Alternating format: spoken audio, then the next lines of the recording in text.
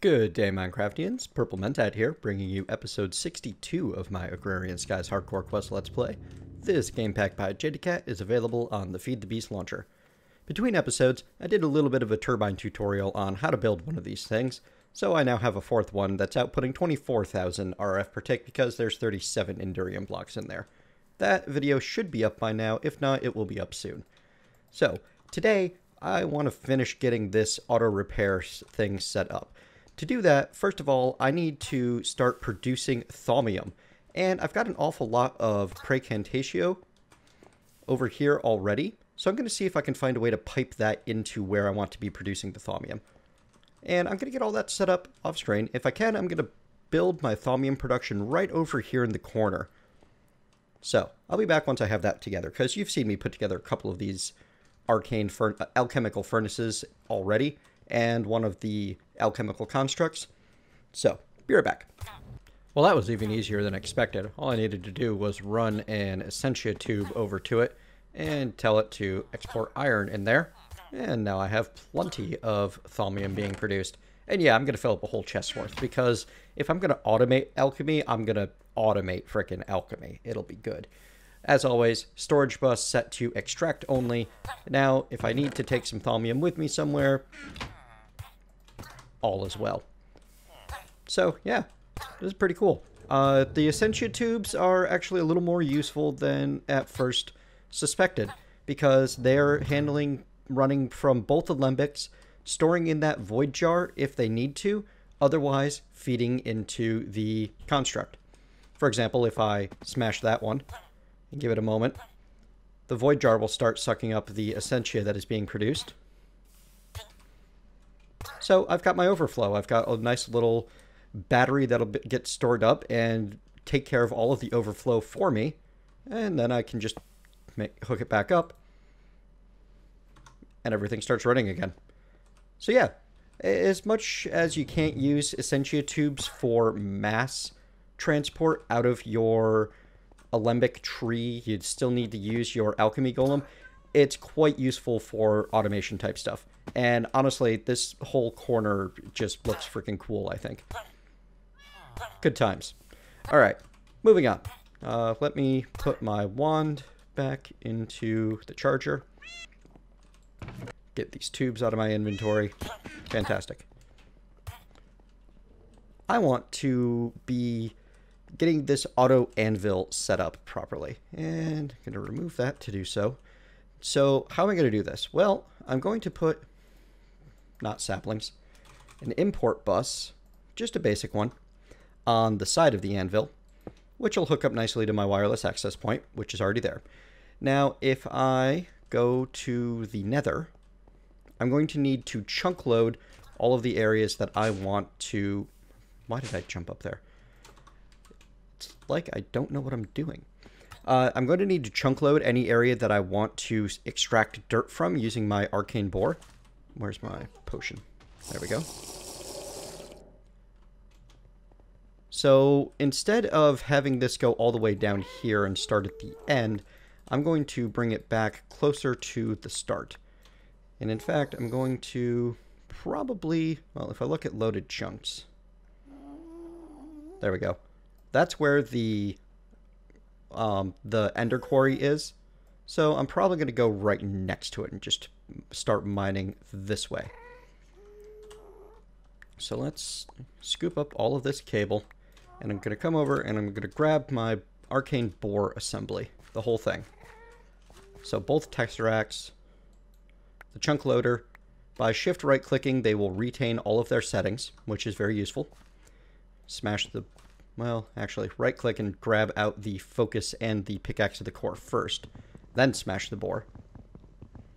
Actually, you don't want to use a pickaxe, you want to use an axe. These things are made primarily of wood, so it makes a certain amount of sense. Yeah, that goes much faster. Oh, crud. Out of inventory. Alright, let me pick these things up and go make myself a new Essentia mirror because I accidentally broke the block it was attached to. Back in a minute. Alright, I am back at the Arcane Bore. Grabbed my wand so I could get it pointed down. Got it, well, down. There you go. Good Arcane Bore. got everything set up right next to where my quarry is, so that I'd be able to hook everything up and not have constant bugginess happen. There we go. Now, how exactly am I planning on doing this? Well, the Arcane Bore can be interacted with by pipes and such. So, for example, if I were to set up a chest right next to it, hang on, I got too much stuff in my inventory. Luckily, I have wireless access to my system from here now. Yay! So, if I grab a chest, toss it down right here, and I grab myself an item duct and a servo, both of which I happen to have with me for various reasons. Set this to export and tell it to ignore redstone signal. If I put the pickaxe in there, it gets sucked right out. Same with the focus. So what I'm going to be able to do is I'm going to be able to set the whatever I end up using on this to specifically look for the very broken pickaxe at the core. Let me pick up my chest. And how I'm going to be doing that is by... I need a precision import bus to do so. So, one precision import bus. It's going to be hold shift to right click and put it directly on the side of the Arcane Bore like that. And tell it to grab the very damaged pickaxe of the core. Now all I need to do is hook it up to my cable over here. When I put the focus in, it'll stay. But as soon as I put in the pickaxe, it should get pulled out. And is now available in my ME system. I'm also going to need a precision export bus. But I'm not going to be able to set that up quite yet. I'll have to come back in a moment. Now, to head home and get the auto anvil side of this configured. Brief nap. Let's go set up the auto anvil. So I already have... That was strange. I already have my mob essence being dumped into the auto anvil at a pretty good clip, and anything that goes into the auto anvil will be pulled out. So this auto anvil is only going to be used for the pickaxe, meaning I'm going to want another precision, no, I'm going to want a fuzzy export bus, which I have one right here. And I'm going to put that right there. And I'm going to tell it to output Thaumium, which should fill up one side of it once it's connected to the system. Maybe. It might need to be put in through the top. Hang on. Let me swap the fluid with the fuzzy export bus. Ah, so that's the issue. The auto anvil will not actually accept the Thaumium until an item that can be repaired by it, in this case the pickaxe of the core, ends up inside of it, which will allow me to actually use this one auto anvil to automate a couple of tool repairs if I find that I have other things that I want to automatically repair. For example, if I go reassemble that system over there, I do have the busted up cleaver here that I could set up a manual auto repair. I don't know if it would work properly with the auto anvil. That might be something that'd be fun to check out. Anyway, for the time being, let's get the fluid export bus set back up. Hopefully that will work from the side. Otherwise, I'm going to need to move it again. And grab some of my mob essence, which is locked at 16,000 buckets. And that doesn't seem to be going up. Oh, once again, you have to actually connect things to the system or they don't work. Whoops. Okay, now, the fuzzy export bus. The way this works, you can change the damage split comparison by clicking this button here. It can be set to match any, split at 99, 75, 50, or 25. And which side of the split it examines for depends on how repaired the item you put in is. For example, this pickaxe of the core at 1 out of 1500 durability, if I put in, it will always be looking for that much damage or less. So with a 99% split, any pickaxe of the core in my system with any amount of damage on it will be exported into the auto anvil. Let me show you how that's going to work by tossing this into my system. Now if I take a look at the anvil, it puts in the pickaxe and the thaumium and begins work. And I'm going to come back once that's done working to show you how it'll get pulled out, but it won't be quite repaired yet, so it should get pushed right back into the system. Because until it is fully repaired, it will not be shipped into the Arcane Bore, as that is set at 100%. Here we go. It's just about done. Poof. Goes into the export output, which this basic import bus should be able to pull out of, and then puts it right back in. So now, once that's fully repaired, it will end up back in the Arcane Bore. I'm going to head back over that way and wait for it to show up. Once it does, I will... Well, I mean, that's basically the whole system. But once it does, I'll get the Arcane Bore working again. And then all I'll need to do is shift right click the buses with my Omni Wrench so that I can keep them all pre-configured, and then just move the whole system every time I run out of dirt to mine. Here I am back in the nether with my fully repaired pickaxe. I also tossed Silk Touch on it because, you know, why not? And I have a second pickaxe of the core as well, which I made off camera and enchanted the same way, so that I would be able to have one active while the other one was repairing. Now, this precision export bus here is going to be set to export the fully repaired pickaxe of the core only. If I toss that in there, it gets immediately put inside. If I put the other one in there and simulate grabbing that out to repair it, it gets replaced. So now all I need to do, whoops, is set up my Essentia mirror. Oh, we'll stick it right there. And make sure that the Arcane Bore has a redstone signal on the base to be able to function. Fantastic. And now it will automatically repair itself. And all I'll need to do is wait for it to stop putting dirt in, come over, and move the system. Unfortunately, I will have to move it manually. There is no way to move this whole system automatically in this mod pack. It is possible in other mod packs, but this is as far as you can get in this one. However, what you could do is change the orientation very easily when you come back over here and have it just mine in this direction instead to gather up a whole bunch more dirt without having to move all of it. So if I take a look at my dirt supply, I am up to 36 quadruple compressed dirt at this point. So we're getting there. It's not quite there yet though.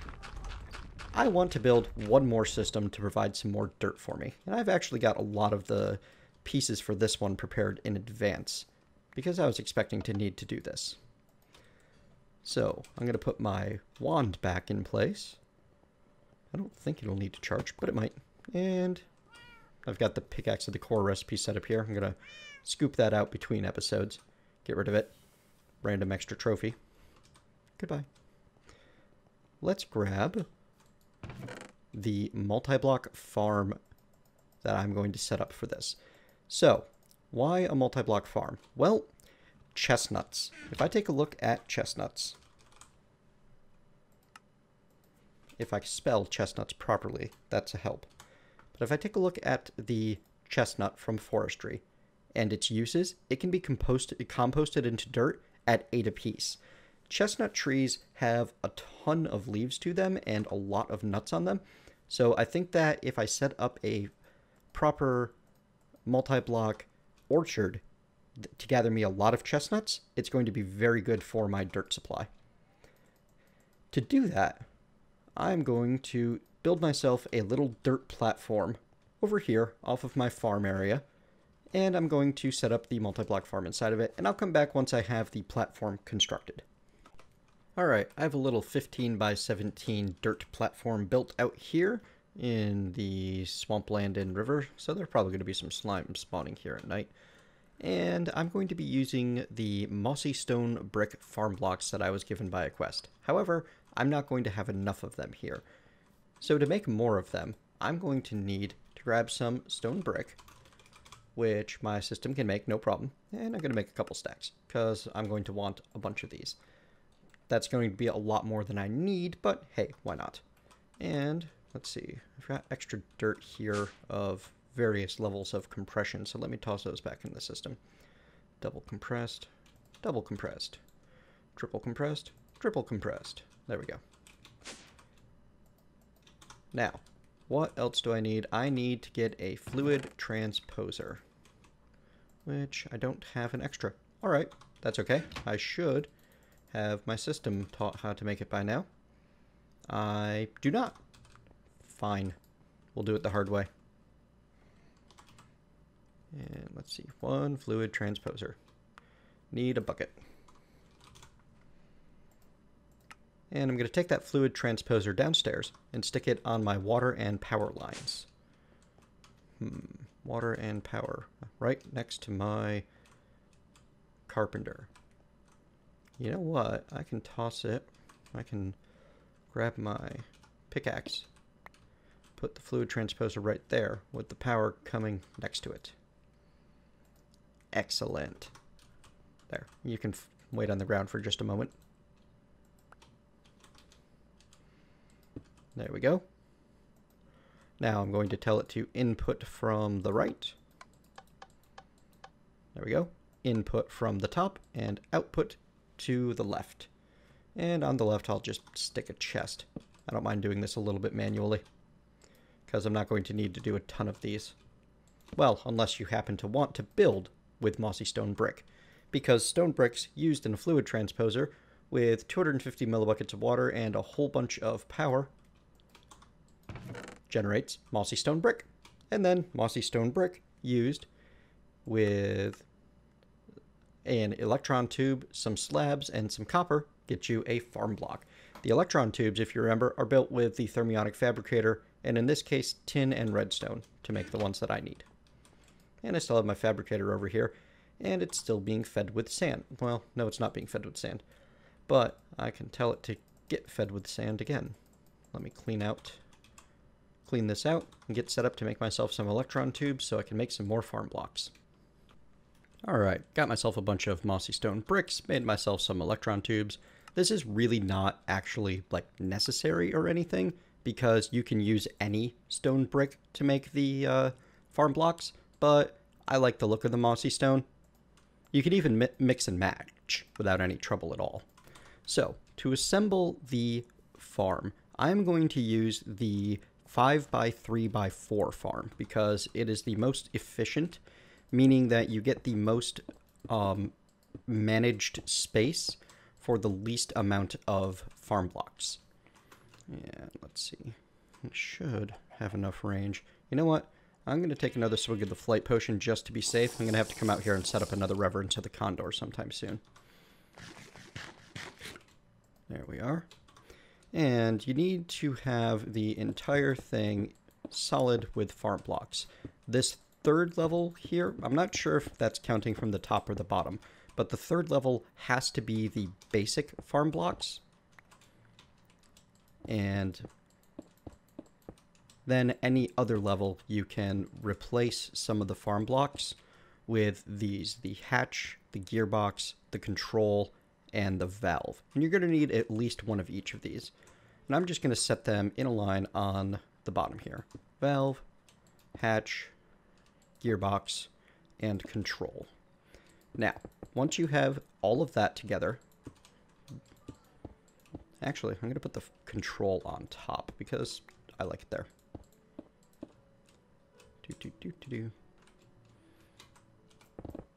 Whoa, those break quickly. Be careful. Yep, broke through more than I expected. All right, once you have all of them together, it assembles into a multi-block that you can right-click. The control is to set whether it's running or not. You need to supply, I think you can supply a redstone signal there to stop it.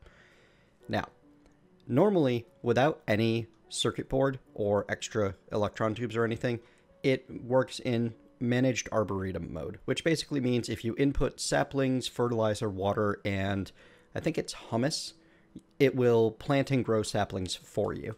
However, that's not the mode that I intend to use it in. I'm going to set up a custom mode. But first, I have to set the actual area that it's going to be able to work in. And to do that, I'm going to use regular stone bricks, because you can use any variation of stone brick. Hang on, let me check my reference here to see how much farmland I need. For a 3x5x4, you need 156. So 156. There we go. And that happens real quick. And the way this is laid out is basically just around like that. And you can just continually lay out concentric circles, or you can know that that has a radius of 6 blocks, meaning 1, 2, 3, 4, 5, 6 by, hang on, 1, 2, there we go, 1, 2, 3, 4, 5, 6. And if you then basically draw a bit of a straight diagonal line from this corner, there we go, back to this other corner, that's the area that will be managed. It's a bit of a strange shape. You can set it to square in the config. Actually, let me double check the config and make sure it's not set to square in the first place. After double checking, the farms are set to use the standard diamond layout, which is what this is. So I'm going to finish getting this all filled in, which won't take very long. And then I'm going to show you how to configure this to work as an orchard. And I'll be back as soon as that's done. Okay, first things first, with properly powering and fueling the multi-block farm, it needs water. And I've set up a frequency 103 for water, which this is going to send on and block everything else. And I have a tesseract on the other side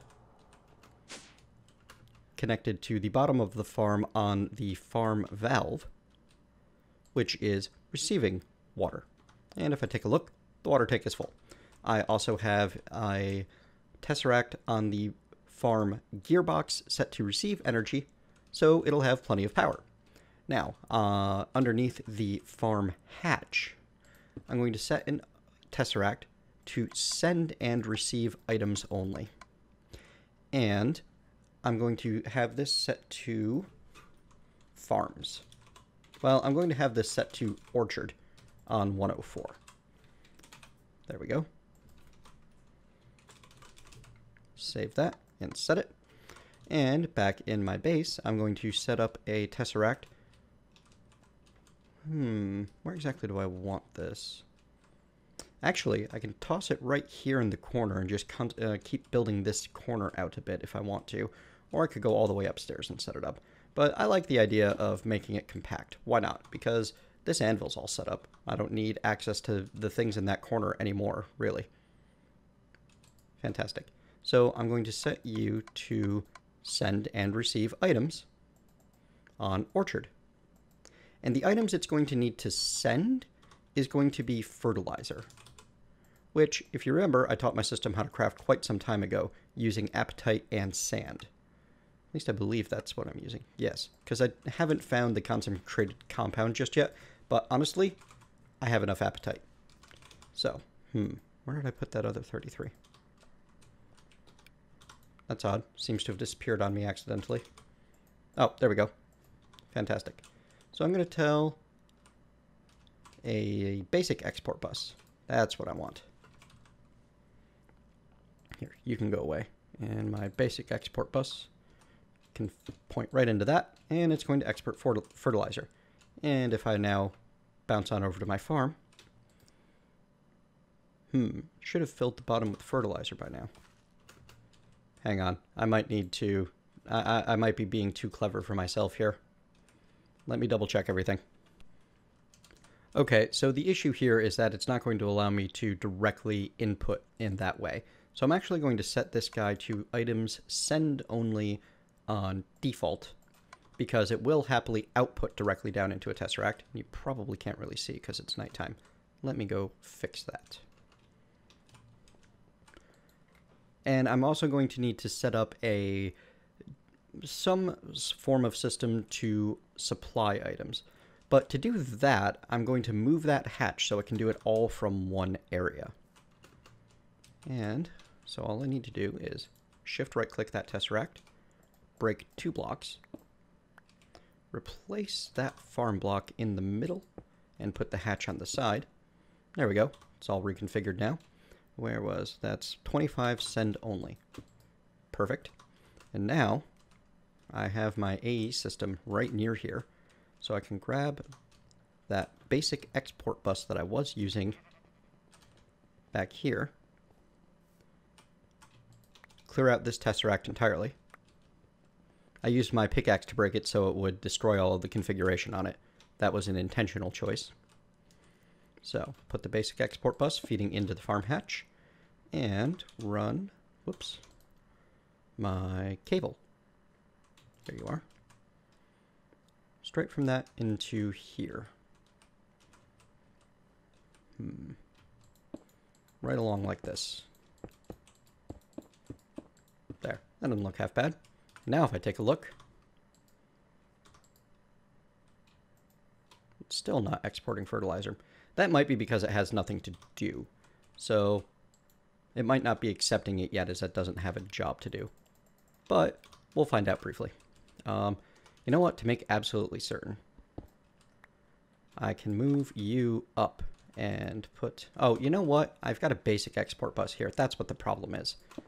So I need to get a precision export bus.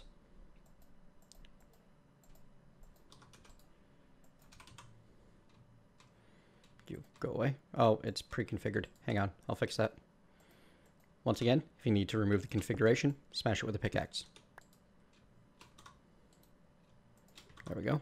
Now, if I set the precision export bus to that, not the resonant flux capacitor. Oh dear, did it craft one? I don't think it did. The fertilizer to move single items or craft. Now it's filling. There we go. That was the problem. Wrong export bus, that's all. So, how do I change this from managed arboretum into orchard mode? Well, I'm going to need to make myself a soldering iron. And I'm also going to need a circuit board and some chipsets. I mean, not some chipsets, some electron tubes. So if I look up the soldering iron, it's a very simple recipe, which uses just some iron and some bronze and a carpenter. Luckily, I have a carpenter full of water downstairs for just this sort of purpose. 3 iron bars, a little bit of bronze. And I'm also going to need some copper. Here we go.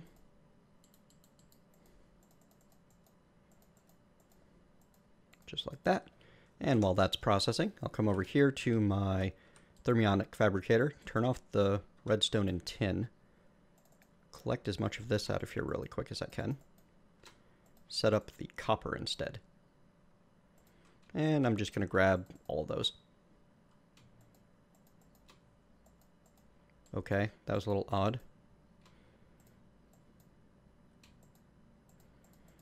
Very strange. Very, very strange. I don't get the way these systems are set up a lot of the time. Anyway, let me get rid of this stuff real quick. I'm also going to need to make myself a circuit board. Circuit boards, you've seen me make in the Carpenter before. Specifically, I'm going to need, I believe, at least an enhanced circuit board, which is made with bronze and redstone. So, more bronze. You, make another stack. And I've got some redstone sitting over here doing nothing, so grab that. Bronze, bronze, bronze. Take my soldering iron, set up the redstone, and be back in just a moment. Now that I have my circuit board, I'm going to shift and right click with the soldering iron to bring up this interface.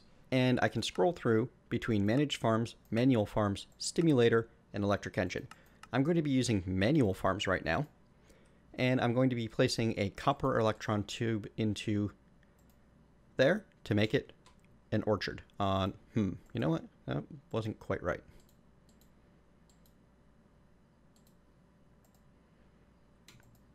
That's a little odd.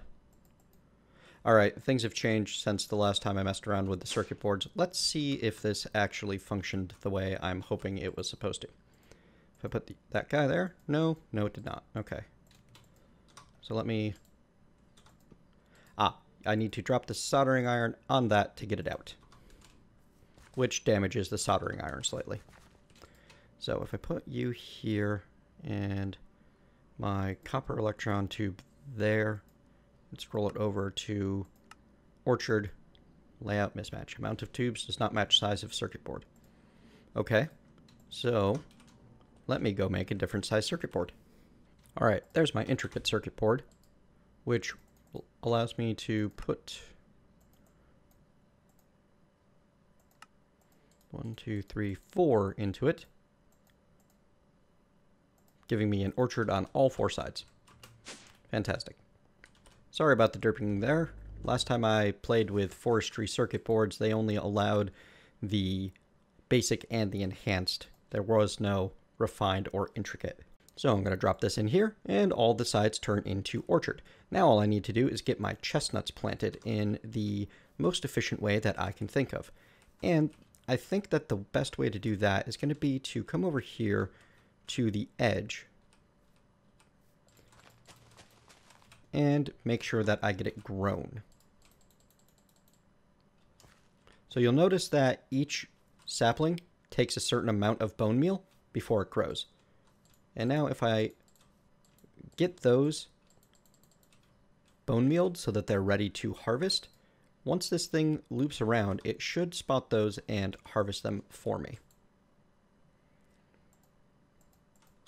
And then output them straight into the applied energistics system. So I'm going to get this all set up, get a bunch of trees grown, and once I have this whole thing functioning, I'll come back and show it to you in action. One minor mistake in configuration: the forestry multi-farm does not accept redstone flux directly. You need to use Minecraft jewels from Buildcraft. And to do that, you need to have a redstone energy conduit connecting your tesseract and your multi-farm, which, as you can see, now begins work. It is searching through, slowly eating up one of these fertilizers, and when it finds the chestnuts, it should gather them and output them there.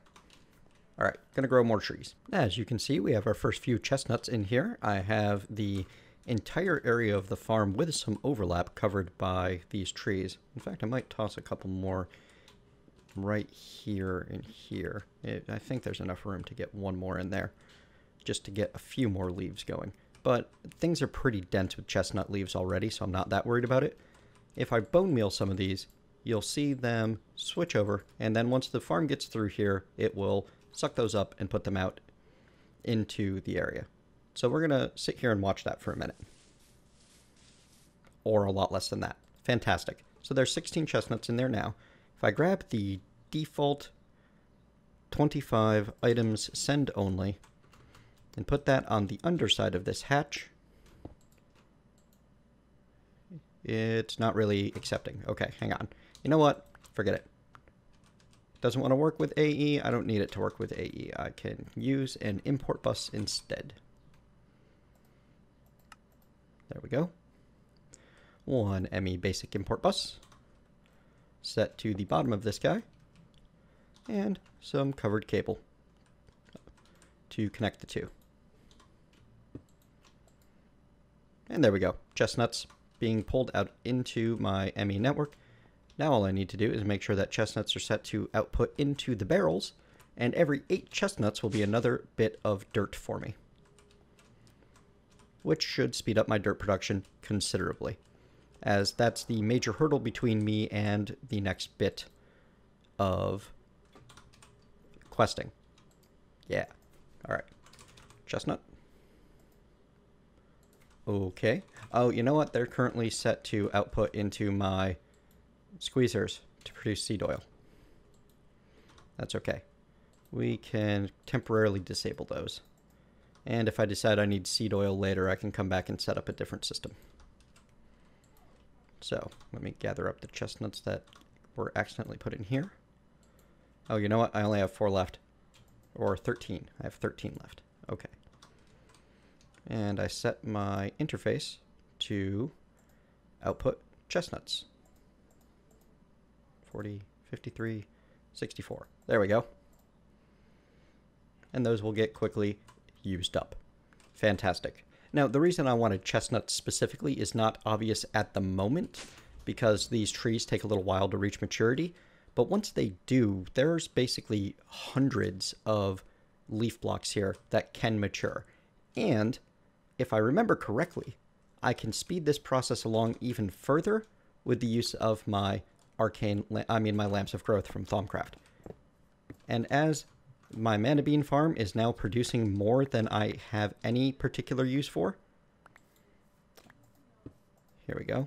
Let's gather these up and that Essentia mirror. Bring those over, and that'll speed along the chestnuts. Because magic chestnuts. I swear that's not a double entendre.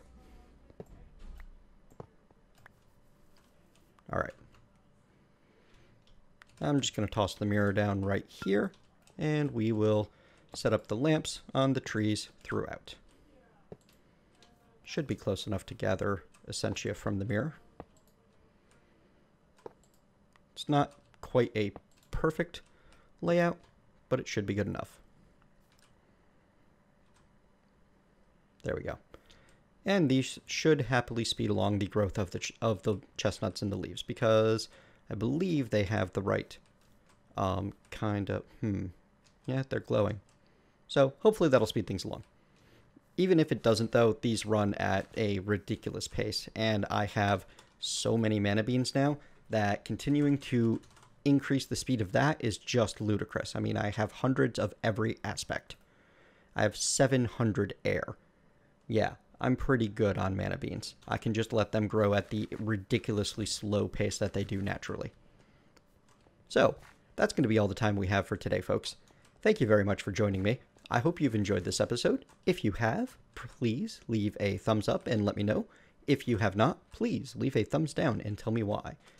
And I will see you next time.